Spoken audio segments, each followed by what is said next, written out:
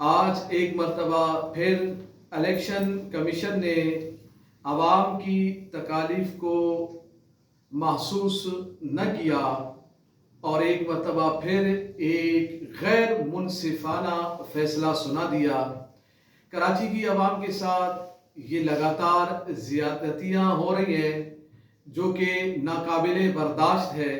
اس وقت کراچی جو تباہ ہے، کراچی جو کھنڈرات میں تبدیل ہو چکا ہے، خواہ مخواہ اور بلا وجہ الیکشن کمیشن نے بلدیاتی انتخابات کو مؤخر کر دیا۔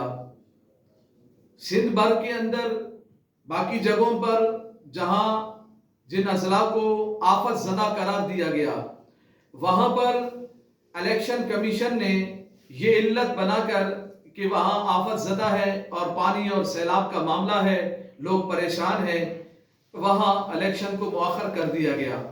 کراچی میں بلا وجہ کوئی سبب نہیں، پورے 1-1.5 ہفتے سے کوئی بارش نہیں ہوئی اور موسم ٹھیک رہا، اور آج ایک تھوڑی جیسی معمولی جیسی بارش کو سبب بنا کر انہوں نے کراچی میں ایک غیر منصفانہ فیصلہ سنا دیا اور بلدیات کے الیکشن کو مؤخر کر دیا۔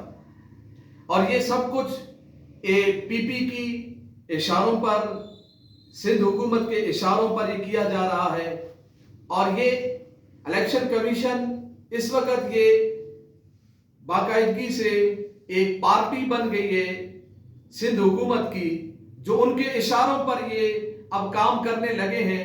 جو اشارہ وہاں سے ملتا ہے ویسے ہی وہ کرنے کو چلے جاتے ہیں۔ کراچی میں آپ نے بلدیات کے انتخابات کو کیوں مؤخر کیا؟ وجہ ہمیں بتائی جائے۔ بلا وجہ مؤخر کیا گیا ہے۔ اگر آپ کہتے ہیں کہ یہاں پر حالات ٹھیک نہیں ہیں، یہاں پر بھی وہی سیلاب زدگان والے علاقوں جیسا معاملہ ہے، تو پھر کراچی کو بھی آفت زدہ قرار دیا جائے، کراچی کو بھی پھر اسی انداز کا پھر فنڈ بھی اجرا کیا جائے۔